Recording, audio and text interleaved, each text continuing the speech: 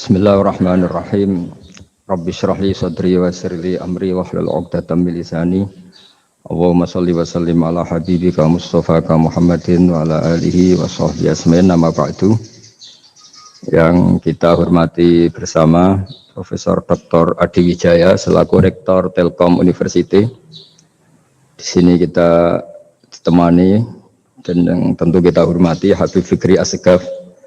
Ada Bapak Kiki, ada beberapa teman tadi yang sudah disebutkan oleh moderator. Langsung saja sesuai tema bahwa kita akan menjadikan tauhid sebagai sumber inspirasi bangsa atau sumber kekokohan bangsa atau sumber ketahanan NKRI. Perlu dicatat bahwa di antara yang sering disabdakan oleh Rasulullah SAW adalah inna minal bayani la sikhron. Jadi penjelasan atau orasi atau argumentasi atau apa sajalah itu adalah bagian dari sihir. Sihir di sini maknanya itu sesuatu yang kayak hipnotis, tapi di sini dalam konteks positif. Dulu ketika periode Rasulullah Muhammad SAW itu pertarungan hak dan batil itu diolah pikir. Olah pikir yang diterjemahkan oleh artikulatif atau sistem verbal. Memang ini agak aneh. Jadi kalau mukjizatnya Nabi Musa itu fisik. Fisik itu misalnya melawan Fir'aun dengan kekuatan tongkat yang super dahsyat, sehingga Laut Merah dipukul sama tongkatnya Fir'aun, kemudian tongkatnya Nabi Musa, kemudian bisa membelah jadi jalan, Fir'aun tenggelam. Begitu juga nabi-nabi yang lain ada kekuatan fisik yang bisa dilihat sebagai mukjizat. Tapi ketika Nabi Muhammad SAW jadi nabi, itu pertarungannya itu ke sistem rasional. Dan yang enggak rasional itu dijelaskan dengan satu penjelasan yang seakan-akan rasional. Ini yang agak jelimet. Sehingga ada wala talbisul haqqan bil batil. Jangan menyampur adukkan hak dengan batil. Saya beri beberapa contoh kejadian. Suatu saat itu ada orang kafir datang ke Rasulullah SAW. Kemudian bertanya, "Ya Muhammad, jika kambing itu mati betul, yang tidak disembelih, bangkel, itu yang mematikan siapa?" Karena Nabi itu orangnya ummi itu lugu, ya yang mematikan Allah. Terus jawabannya si orang kafir tadi, agama kamu itu aneh, yang dimatikan Allah langsung haram, tapi yang lewat tangan-tangan manusia yang berlumuran dosa halal, katanya. Sehingga terus jadi logika yang kok iya ya gitu. Harusnya yang dimatikan Allah langsung kan orisinil gitu. Sehingga orang terus terbelalak, seakan-akan ini hebat ya. Dan resikonya Nabi Habib Fikri, resikonya itu enggak boleh fahisan mutafahisan. Corong Jawa Nabi ora oleh cangkem elek, itu resiko. Andai kan Nabi boleh cangkem elek enak, nak halal ya pangan kon. Kalau itu baik ya silahkan makan ya. Tapi masalahnya Nabi tidak boleh seperti itu. Andai kan tidak Nabi kan gampang, ya sudah kalau halal ya silahkan makan. Masalahnya Nabi tidak boleh apa? Enggak boleh berbicara kasar, enggak boleh berbicara buruk. Terus ada lagi beberapa kejadian yang seperti itu, yaitu masyhur suatu saat Sayyidina Ali didatangi seorang kafir juga Yahudi. Ali, kakimu angkat satu, diangkat sama Sayyidina Ali. Angkat dua-duanya, ya udah bisa. Gitu kok temanmu, maksudnya Nabi Muhammad mengklaim bisa naik langit, gitu aja kamu tidak bisa. Jadi selalu pakai olah kata. Yang ketiga misalnya Muhammad, kita ini punya urusan banyak, punya problem banyak, dan Tuhan itu dianggap penyelesai problem, halul muskilat, yang bisa menyelesaikan problem. Pertanyaannya, kalau problem kita banyak, Tuhannya satu tidak cukup Muhammad. Kalau problemnya banyak, ya Tuhannya harus banyak. Sehingga ketika Nabi membawa tauhid, protes mereka, komplain mereka, aja'alal alihata ilahau wahida inna hadza la syai'un ujab. Masa Tuhan satu wong problemnya banyak, urusannya banyak. Kalau urusannya banyak itu hanya harus banyak. Nah, karena olah pikiran seperti ini, sebetulnya bukan olah pikiran ini, hakikatnya olah kata, karena ini tidak mewakili hakikat. Ya, saya ulang lagi, sebetulnya ini bukan olah pikiran atau olah akal atau olah kecerdasan, tapi olah kata, karena semua yang diomongkan ini tidak mewakili apa? Hakikat. Tapi faktanya itu terjadi. Sehingga mukjizatnya Rasulullah SAW itu tidak boleh berupa fisik kayak tongkatnya Nabi Musa, atau tabutnya Nabi Harun atau apalah yang sifatnya fisik, karena ini tidak menjawab kecerdasan-kecerdasan yang terimplementasi oleh kata-kata yang dikatakan orang-orang kafir tadi, yang bisa memojokkan orang-orang kafir. Akhirnya Nabi diwarisi kecerdasan, dikasih kecerdasan oleh Allah Ta'ala, yaitu yang dikatakan fatona. Dan mereka memang suka mempermalukan Nabi, itu suka. Misalnya Nabi, karena sebagai Nabi beliau tahu betul bahwa semua itu biadillah, di tangan Allah. Itu Nabi pernah ngendikan la adwa wala tiarota, tidak ada penyakit menular. Lalu ada orang Yahudi atau orang siapa saja, orang bodoh lah yang jelas ini, ada unta yang kena penyakit gudik, kalau orang Jawa bilang gudik apa, kalau orang itu agak apa, kudis ini. Yang kena kudis ini dijejerkan sama yang waras, ternyata yang waras sekarang jadi kudisan. Senang mereka karena bisa mempermalukan Nabi. Ya Muhammad, ini unta kena kudis. Ternyata yang waras tertular oleh yang kena kudis. Padahal kata kamu tidak ada penyakit apa? Menular. Itu problem-problem jadi Nabi di era Rasulullah SAW. Sehingga Quran datang dengan kecerdasan yang untuk menjawab itu. Makanya Nabi tidak pakai mukjizat fisik, tapi mukjizat logika. Akhirnya Nabi diajarin Allah lewat Jibril, yang dikira mereka yakin kalau menang dalam debat. Tapi Nabi balik bertanya, faman a'dal awwala. Jadi terjemahnya, kalau ini kena kudis karena tertular yang ini, lalu ini tertular siapa? Yang pertama tadi. Wah, itu asli mat dari Allah ya, maksud saya itu. Jadi dia ingin contoh yang kedua yang tertular, dengan itu berarti ada penyakit apa? Menular. Tapi Nabi tanyanya faman a'dal awwala, lalu yang pertama kena kudis itu tertular siapa? Makanya kalau sekarang misalnya corona menular itu yang pertamanya dari siapa itu? Tidak tahu itu. Ya tidak perlu tahu, tidak bidang kamu. Jadi ini saya mau cerita. Jadi logika-logika yang dibangun orang kafir itu sebenarnya bukan logika, tapi olah kata. Dan orang kafir itu paling pintar, karena mereka itu penyair.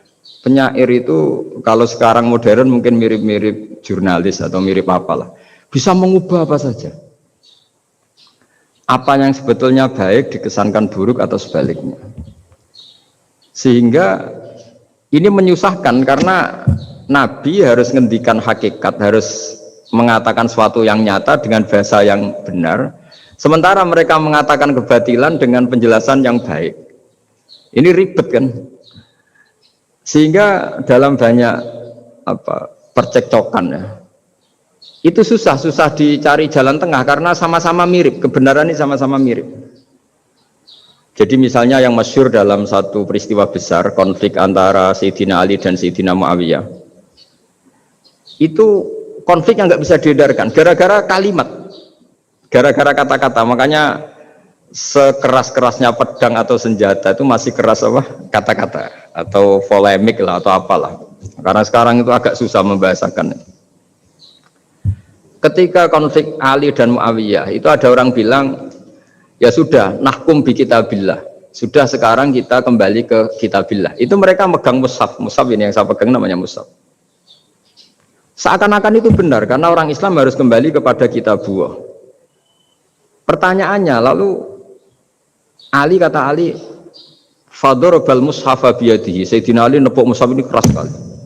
Sal hadal mushaf kata Sayyidina Ali. Kalau kita harus kembali ke Quran, coba tanya ini. Mushaf ini ya, mushaf seperti milik saya ini. Akhirnya orang-orang Khawarij bilang, innama huwa warakun wa madadun. Itu hanya kertas sama tulisan. Bagaimana mungkin kita bertanya? Pas itu adalah orang Khawarij itu orang yang nggak mau ngakui Ali, juga nggak mau ngakui Muawiyah. Dan Sayyidina Ali sama Sayyidina Muawiyah sudah sadar mau bikin mediator, mau bikin solusi jalan tengah. Jadi sebenarnya dua beliau itu orang baik, gara-gara diprovokasi orang Khawarij terus jadi bentrok. Orang Khawarij bilang nggak ada Ali, nggak ada Muawiyah, yang ada adalah kitabullah, yaitu mushaf. Benar, secara zahir benar, memang orang Islam harus kembali ke mushaf. Tapi Sayyidina Ali pinter, sal hadal mushaf. Kalau gitu tanyakan mushaf itu. Ketika Sayyidina Ali dan Sayyidina Muawiyah sudah sepakat bikin perdamaian. Akhirnya singkat cerita, innama huwa raqun wa wadadun, kata orang-orang Khawarij itu hanya kertas dan pena. Kenapa bisa disuruh atau diminta jawaban? Terus kata Sayyidina Ali, enggak bisa toh kamu tanya mushaf, ya enggak bisa. Makanya tanya saya katanya. Akhirnya Sayyidina Ali memberi penjelasan, wa in khiftum shiqaqa bainihima fab'asu hakamam min ahli wa hakamam min ahliha. Jika dua mempelai suami istri itu ngalami konflik, di mana-mana orang konflik roh raine serasa seneng nek. Kita kalau sedang marah, semuanya lah kalau sedang marah sama istri itu roh raine serasa seneng. Jadi sing ganteng ra ketok gantenge. Ketok elek etok. Sehingga kalau ngomongin anaknya, dasar nakal kok bapaknya gitu. Bapaknya gitu, nanti dasar cerewet koyo ibu. Makanya alhamdulillah banyak anak kita yang mewarisi nakalnya bapaknya dan nakalnya ibunya. Karena sabdonya mesti seperti itu. Jadi anak kita ini korban cara ngomong kita. Maka kita tidak wali itu harus syukur karena omongannya nggak mandi. Itu kalau kita wali, itu anak kita jadi orang buruk semua. Karena kita ngomong dasar goblok koyo ibu. Dari ibu dasar nakal koyo bapak. Berarti anak kita punya status goblok dan nakal. Tapi alhamdulillah yang ngomong itu tidak wali sehingga diabaikan saja sama Allah. Gak penting. Ngomongannya orang tidak wali itu tidak penting. Makanya tidak wali itu tetap punya sisi positif. Kalau ngomong tidak ngefek. Tapi kalau wali itu direspon sama Allah. Langsung ya. Tapi kalau wali ya tidak ngomong gitu. Tapi. Jadi kalau orang nggak suka itu nggak boleh ketemu. Karena tambah benci. Sehingga butuh mediator. Itu sudah, ini termasuk ilmu psikologi Quran. Kalau orang sedang tidak cocok itu nggak boleh ketemu. Pakai apa? Mediator. Jika suami istri sedang konflik, itu sebaiknya, seharusnya atau sayugyanya itu kirim mediator. Fab'atsu hakamam min ahli wa hakamam min ahliha. Iyurida islaha yuwaffiqillahu bainahuma. Terus kata Sayyidina Ali, wa amru ummati Muhammad a'zamu min amri rajulin wa imra'atin. Dan urusan umat Muhammad yang kita sedang konflik dengan kekuatan besar dan bisa pertumpahan darah, itu lebih ngeri timbang urusan suami dan istri. Itu saja solusinya mediator. Artinya sesepele itu urusan pribadi saja Allah menyuruh ada mediator. Apalagi urusan kita yang lebih dahsyat. Akhirnya mereka ngakui cara istimbat, cara ngambil kesimpulan Sayyidina Ali. Jadi ini masalah-masalah yang orang bilang seakan-akan benar. Sudah kita kembali ke Quran, kembali ke Quran. Quran yang mana? Wong kamu tidak paham. Lama-lama tanyanya cetakan mana ini? Ribet kan? Makanya saya ini bikin gerakan besar-besaran. Yang dulu saya ngaji tafsir lama sekali dengan Mbah Mun. Ngaji sama bapak saya, sekarang alhamdulillah sering diskusi sama Pak Quraisyab. Karena kita ini butuh, dan saya punya teman akrab Gus Zofur juga doktor tafsir. Ya, kalau kamu ingin tak sebut ya punya teman kalian semua untuk mengkaji apa? Tafsir. Itu memang kita butuh. Karena Quran itu teks. Teks itu harus difahami ahlinya. Karena tapi ketika orang ngomong, ayo kita kembali kitabullah, kembali ke kitabullah, itu kembali yang apa? Terus tentang apa? Sehingga banyak orang yang entah saking angkuhnya, entah saking benarnya tidak tahu. Saya tidak mau kembali kepada Quran. Kenapa? Saya tidak pernah keluar, saya di situ. Kembali itu kan sudah keluar baru kembali. Itu entah saking angkuhnya, entah saking benarnya tidak tahu. Mau kamu katakan angkuh ya masuk akal. Saya tidak mau kembali. Saya tidak pernah keluar. Memang saya sudah di situ. Benar mana? Bisa jadi ya sudah ini itu wilayah yang nggak jelas itu. Tapi bahwa mukjizatnya Nabi itu menerangkan sesuatu yang kayak iya kayak enggak. Karena orang kafir itu pintar mengemas kebatilan sebagai kebenaran. Jadi enak zaman Nabi Musa ngadepi Fir'aun yang karuan salah. Nabi Muhammad itu enggak. ngadepi satu komunitas yang mereka punya jargon yang seakan-akan benar. Misalnya Ka'bah, Ka'bah itu sakral, Baitullah. Orang kafir itu percaya keramatnya Ka'bah, percaya, sehingga mereka kalau bikin berhala itu harus dekat Ka'bah, bentuk barokah Ka'bah. Kayak kurang ajar gimana? Maka berhala-berhala itu paling banyak di dekat Ka'bah, karena supaya apa? Dapat barokahnya Ka'bah. Ribet kan? Kamu kafirkan tuh percaya barokah Ka'bah, tidak dikafirkan itu kurang ajar. Ka'bah kok jadi ruwet, ribet hanya ngadepi. Itu susah memang ngadepi logika.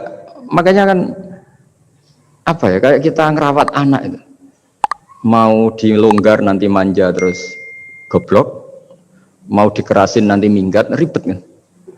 Jadi ngelola kebenaran itu tidak gampang. Lalu Nabi datang bil haqqil bayyin, dengan kebenaran yang nyata.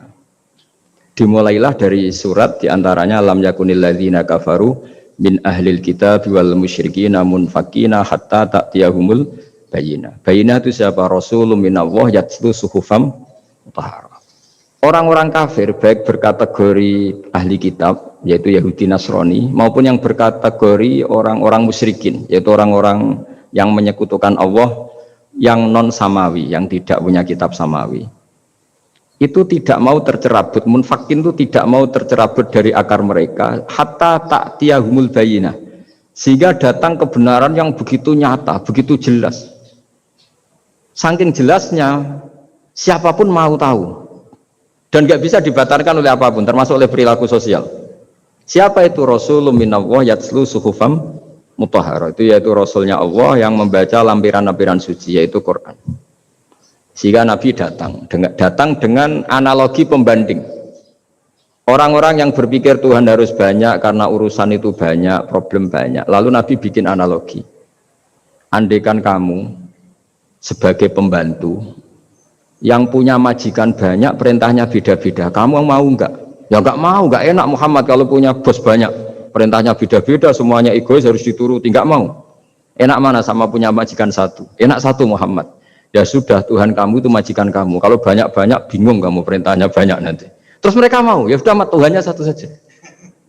Jadi karena mereka mau enggak mau, harus berpikir kalau Tuhan banyak berarti perintahnya banyak, memuaskan satu Tuhan dibenci Tuhan yang lain, memuaskan yang lain dibenci yang lainnya, pokoknya ribet. Hari ini minta dilayani, Tuhan yang satu minta dilayani, itu kan ribet. Jadi Nabi itu pakai logika yang gampang. Makanya ketika Allah menjelaskan itu, ketika Allah dorobawa masalar rojulan fihi syuraka umutasakisuna warojulan salamal dirojul hal yastawiyani masalah. Alhamdulillah Allah bikin satu perumpamaan, ada orang yang punya majikan banyak, yang satu punya majikan hanya satu. Hal yastawiyani masalah, nasibnya enak mana? Enak yang punya majikan satu, karena standarnya jelas, SOP-nya jelas. Akhirnya mereka sadar, oke, Muhammad Tuhannya satu saja.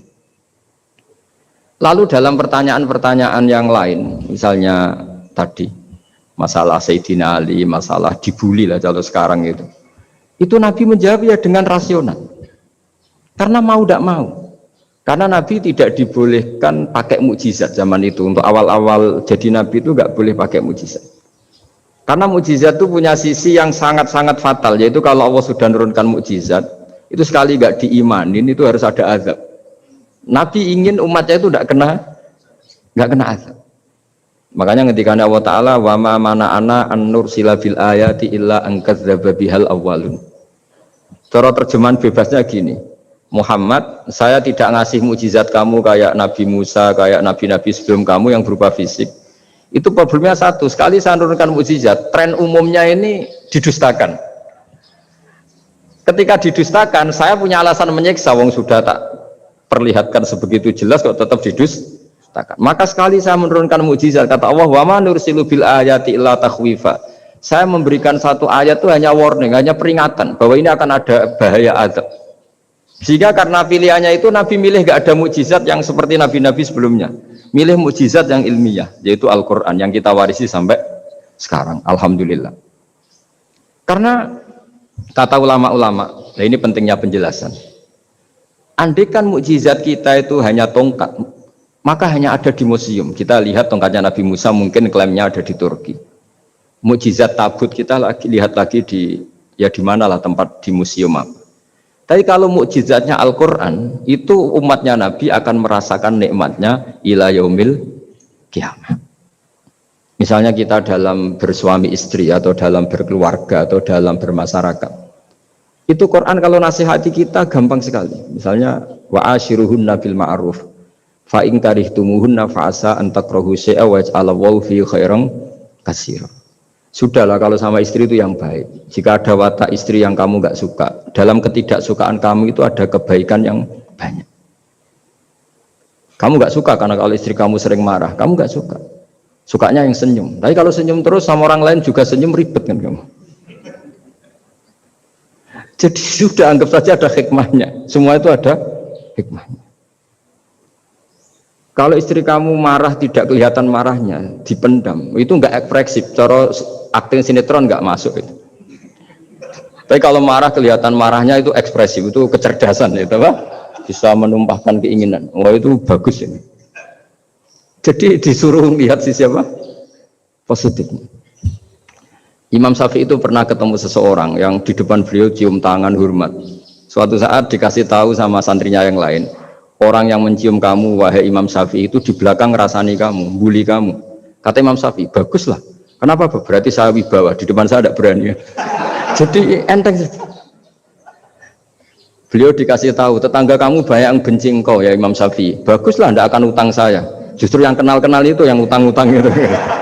Jadi enteng terus. Jadi dunia ini dianggap gampang saja. Coba kalau istri kamu sedang rukun sama sedang marah itu murah mana? Murah marah. Kalau rukun minta ke mall pusing. Jadi ulama dulu itu murah mana? Marah sama rukun. Kalau sedang harmonis minta kemana? Mahal kan? Kalau pas marah.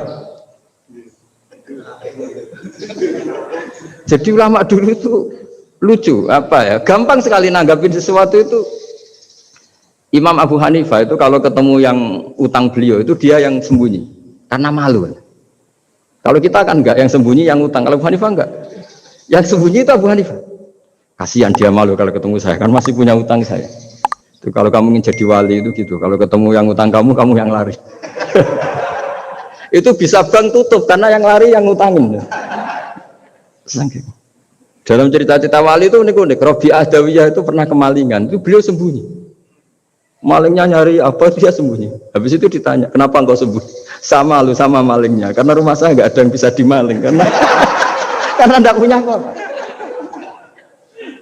Jadi ini kalau berpikir rasional kan ada Habib Fikri bahasa rasional. Ini tak latih berpikir yang agak rasional.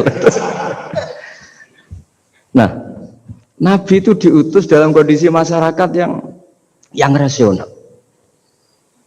Sehingga repot. Dan yang tidak rasional itu punya kecakapan olah kata sehingga seakan-akan rasional. Makanya ada kalimat terkenal di kalangan ulama, kalimatu haqqin urida bihal batil. Omongannya benar, tapi maksudnya tidak benar. Kayak tadi, la hukma illa lillah. Tidak ada hukum kecuali yang ada di Quran. Tidak ada hukum kecuali yang diturunkan Allah. Pertanyaannya, apa itu? Ya Quran. Lah iya apa? Makanya kata Sidina Ali, ya sudah, sal hadal mushaf. Tanya mushaf kamu. Oh ya tidak bisa, itu kan hanya kertas sama tulisan. Makanya tanya ulama, kata Sidina Ali. Nah Quran itu balwa ayatum bayinatun fi suduril ladzina utul ilm. Quran itu begitu jelas sebagai solusi, tapi di hatinya orang yang punya ilmu. Sehingga kemudian lahir beberapa generasi tauhid. Yang paling masyhur dimulai tauhid itu yang masyhur ya, itu adalah ketika ada orang namanya Muhammad bin Jubair bin Mut'im. Itu bapaknya Muhammad ini namanya Jubair bin Mut'im. Itu dia orang kafir, masih kafir. Dia datang ke Madinah itu untuk negosiasi tawanan perang Badar. Dulu beberapa orang yang negosiasi sama Nabi itu ya nunggu di masjid. Singkat cerita, Nabi sholat maghrib baca surat Wattur wa kitabim mastur fi raqim mansur wal baitil ma'mur wasaqlu fil marfu wal bahril masyur. Terus dia dengerin sampai Allah tanya, am khuliqu min ghairi syai'in. Kalau kamu tidak ngakui saya sebagai Tuhan, kata Allah, silahkan Anda berpikir bahwa alam raya ini dimulai dari ketiadaan. Atau kamu sendiri merasa sebagai pencipta alam raya ini, pencipta langit dan bumi. Itu namanya am khalaqus samawati wal ard. Itu orang itu disebut dahiyatul Arab, orang paling cerdas di Arab. Itu dia bingung. Dia selamanya kafir. Cara berpikir menuhankan berhala, Lata, Uzza, pokoknya menuhankan makhluk lah. Terus dia mikir, Muhammad ini kacau ya, akal saya dihabisin, kata dia. Jadi cara berpikir dia pakai akal, dia tidak percaya mukjizatnya Quran, tapi dia bilang Muhammad ini kacau, akal saya dihabisin. Akhirnya Nabi setelah salam dia menyatakan Islam, karena kata dia, Muhammad, akal saya habis oleh apa yang kamu baca.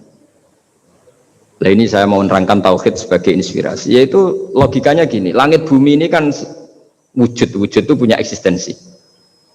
Kalau langit bumi ini wujud, alam raya ini nyata, lalu kamu mengatakan sebelum alam raya ini ketiadaan, berarti ada satu kesimpulan ketiadaan menciptakan yang ada. Itu malah gendeng bareng. Dan logikanya kan nggak kena. Al-adamu yakhluqu maujudan, sesuatu yang nggak ada menyebabkan atau menjadikan sesuatu yang ada. Akhirnya padahal pertanyaannya tadi gitu, ya sudah kalau kamu nggak percaya saya sebagai Tuhan, sebagai pencipta awal, sudah ada usah Tuhan-Tuhanan. Tapi ya mari goblok bareng dengan mengatakan bahwa alam yang ada ini diciptakan oleh sesuatu yang tidak ada. Jadi super, saya tidak mau goblok Muhammad, sudah iman saja saya, karena saya tidak mau goblok. Jadi agama ini datang dengan keceriaan berpikir. Sehingga Ibnu Hajar al-Asqalani mengatakan hadatin ja'a bil iltizat al-aqli. Agama ini datang dengan kenyamanan berpikir. Coba kalau Anda seorang profesor atau seorang doktor atau seorang ilmuwan, kemudian Anda diajak goblok dengan teori baru bahwa sesuatu yang ada itu diciptakan oleh yang tidak ada. Mau enggak kamu? Mau semuanya rasa turu. Diajarin sesuatu yang ada diciptakan oleh yang tidak ada.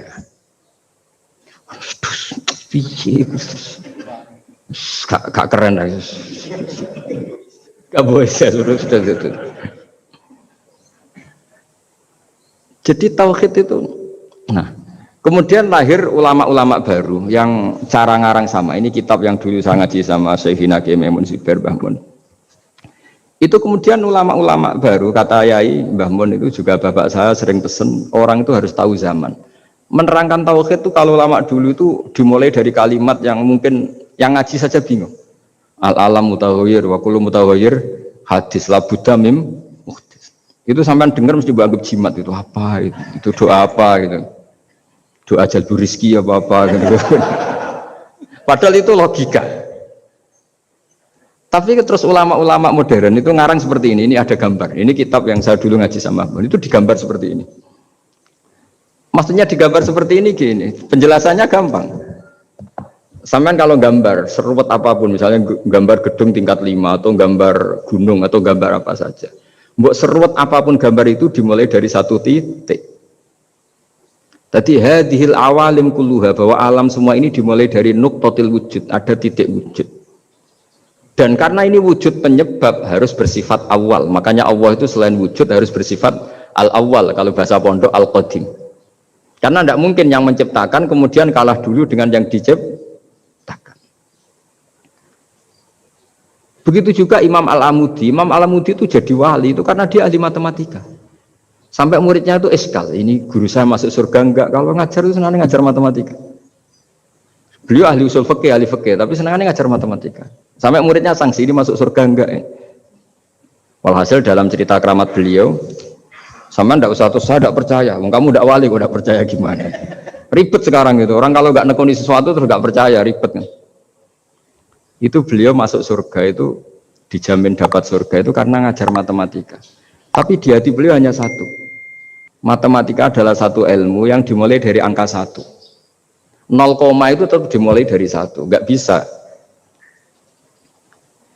Akhirnya beliau cerita, angka 2 atau 3, nisbatul wahid wal isnaini ila mi'ah wa ila ma la nihayatallah, semuanya sama, nisbatul far'i ilal asli, kata beliau.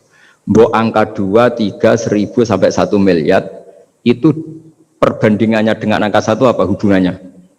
Al-far'i ma'al asli, yaitu angka 23 adalah cabang dari angka 1. Jadi alam raya sebanyak apapun, ada galaksi, ada Mars, ada apa saja, tetap dimulai dari wujud yang 1, yaitu wujudnya Allah Subhanahu wa ta'ala. Jadi beliau menjadikan matematika sebagai alat perangkat untuk tahu tauhid, bahwa alam raya ini dimulai dari al-wujudul wahid, wujud yang 1. Makanya kul huwallahu ahad, Allahus somad, terus lam yalid wa lam yulad, dan seterusnya.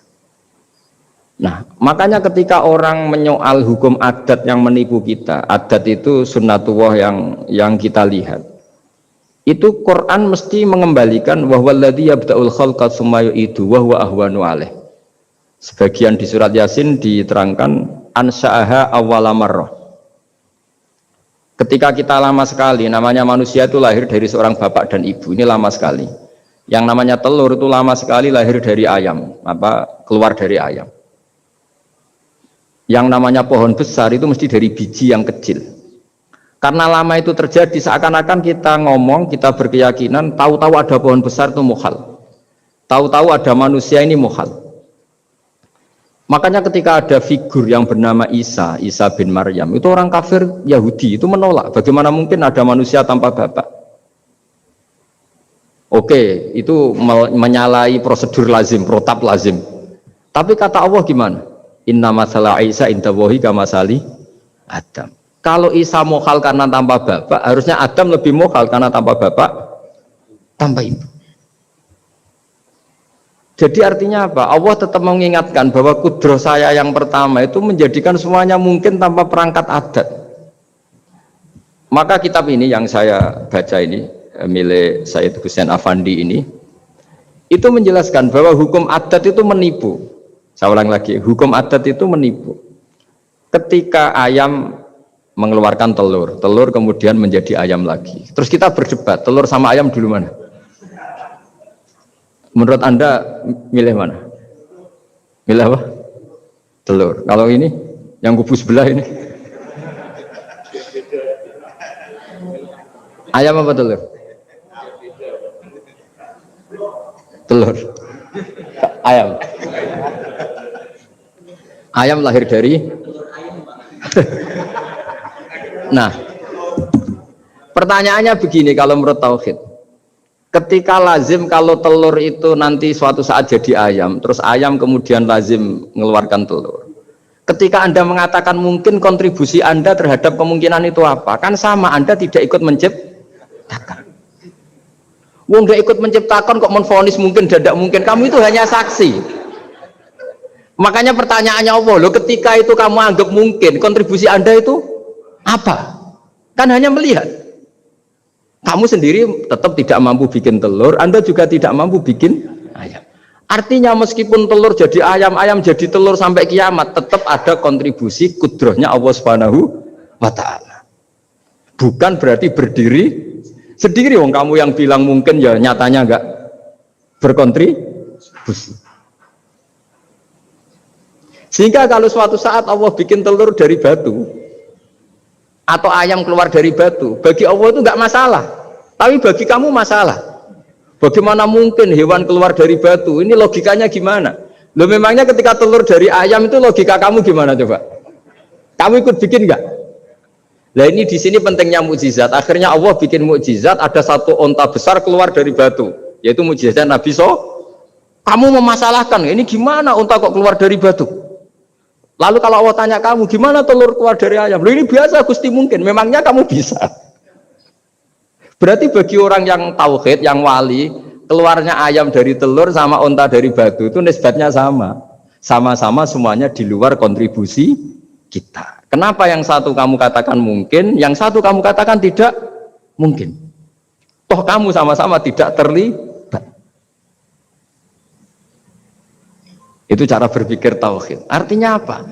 Orang-orang wali atau orang-orang alim meskipun melihat telur keluar dari ayam tiap hari tetap subhanallah, subhanallah, Allahu akbar. Karena ini keajaiban. Tapi kamu kan enggak taunya ajaib itu yang aneh-aneh itu. Makanya banyak cari kiai aneh yang gondrong, yang enggak pernah mandi gara-gara kamu itu suka aneh itu gara-gara. Dong ini ya. Dong itu tahu ya.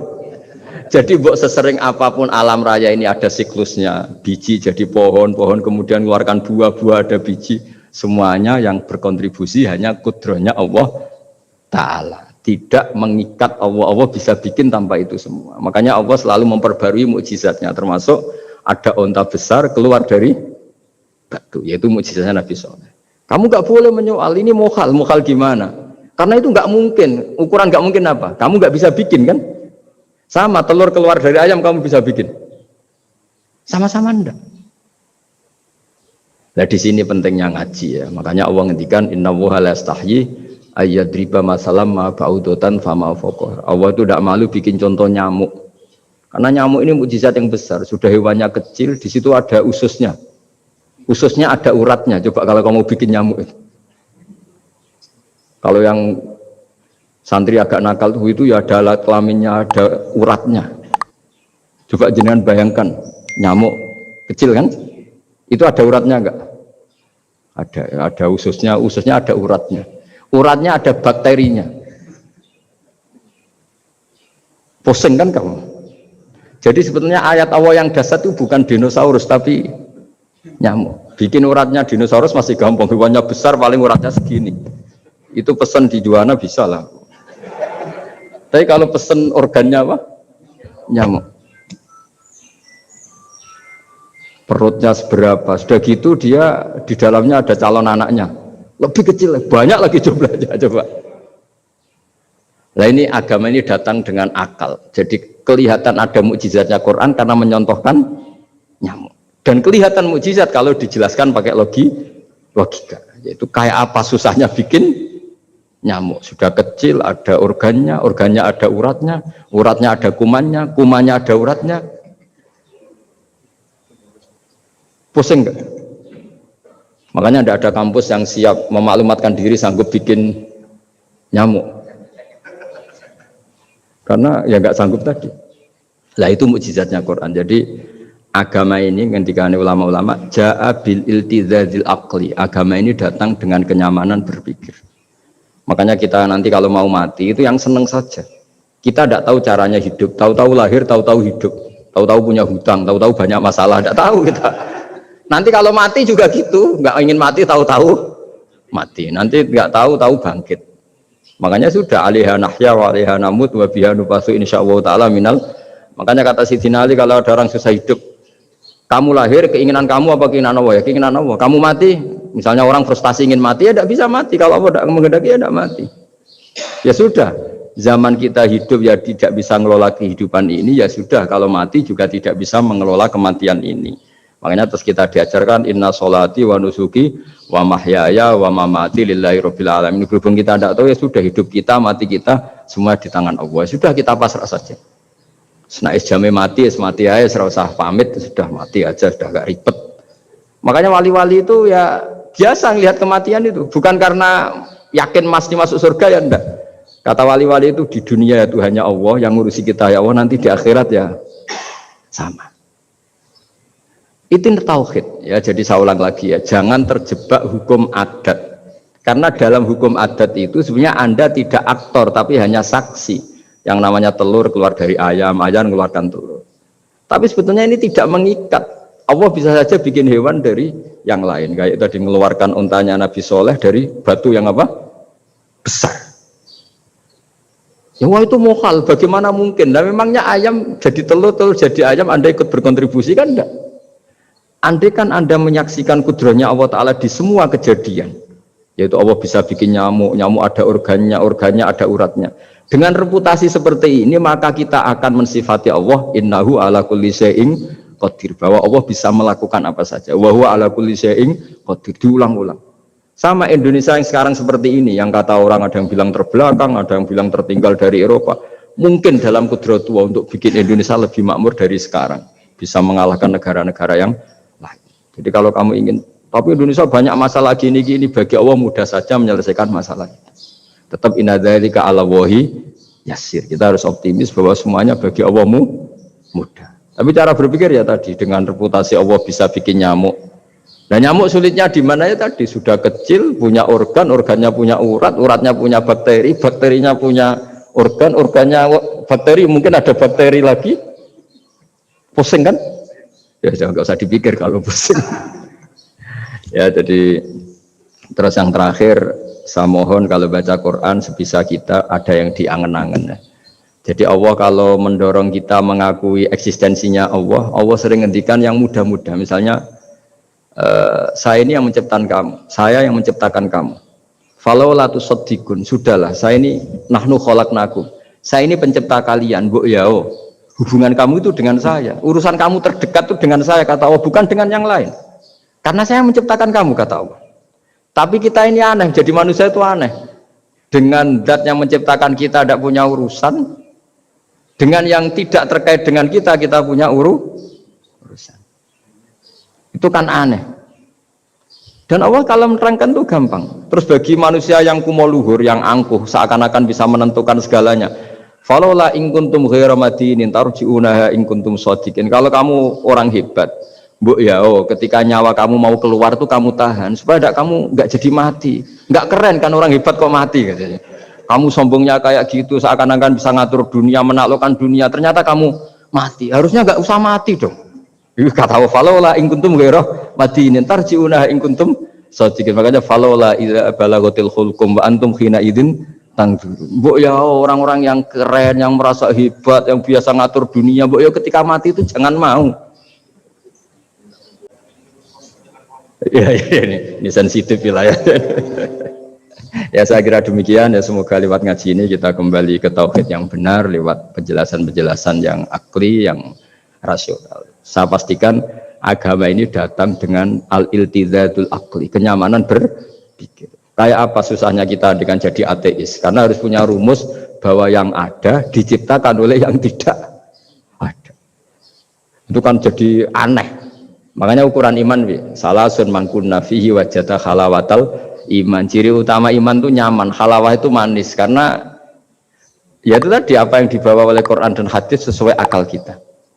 Maka masyhur di kalangan para ulama ada pepatah, laulam yakun maja'a bihi Muhammadun dinan lakana fi aqlin nasi hasanan. Kalau saja Muhammad tidak maklumatkan kalau ini agama, akal pun akan setuju bahwa yang dibawa itu hal yang luar biasa.